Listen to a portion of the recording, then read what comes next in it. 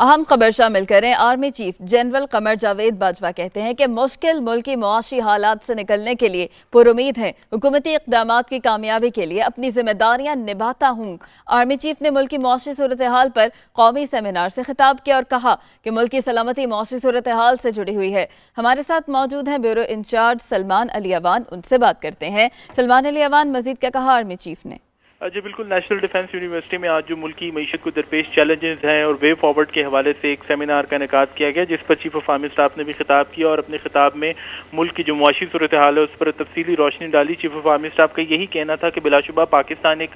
مشکل اقتصادی دور سے گزر رہا ہے، مشکل بحران سے گزر رہا ہے، لیکن اس کی بنیادی وجہ یہی ہے کہ ماضی میں مشکل فیصلے کرنے سے گریز کیا گیا، لیکن اب ضروری ہے کہ ہم ایک قوم بن جائیں اور ایک قوم بن کر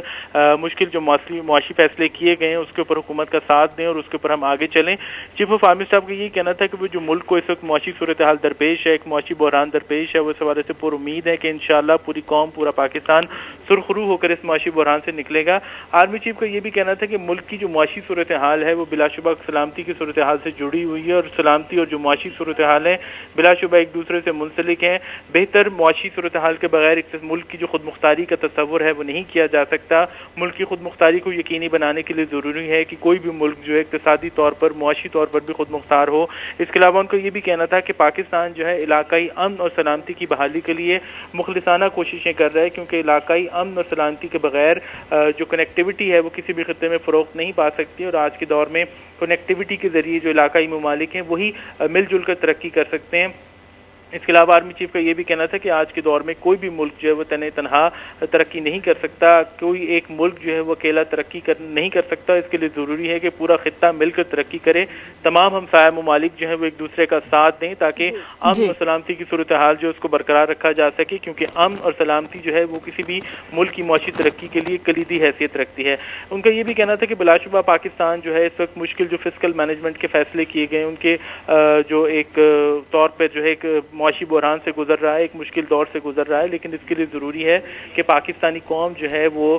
یکجان ہو کر ایک پوری قوم بن کر اس معاملے پر جو ہے اس معاملے سے نپٹے اور اس بحران کا سامنا کیا جائے۔ پھر ہی اس بات کو یقینی بنایا جا سکتا ہے کہ پاکستان ایک معاشی بحران کے دور سے جو ہے نکل آئے۔ اس کے علاوہ ان کا یہ بھی کہنا تھا کہ مسلح افواج جو ہیں انہوں نے حالیہ بجٹ کے اندر جو موجودہ بجٹ ہے اس کے اندر رضاکارانہ طور پر والنٹیرلی دفاعی بجٹ میں اضافہ قبول نہیں کیا، اضافہ نہیں لیا، لیکن یہ ایک واحد اقدام نہیں، مسلح افواج اپنی انٹرنل جو میکنزم ہے اس کے اندر رہتے ہوئے بہت سارے میئرز جو ایسے کر رہی ہیں جس کی مدد سے جو ایک فسکل مینجمنٹ جو ہے اس کو یقینی بنایا جا سکے۔ ڈیفنس بجٹ کی انہوں نے مثال دی کہ ڈیفنس بجٹ میں اضافہ قبول نہ کرنا بلا شبہ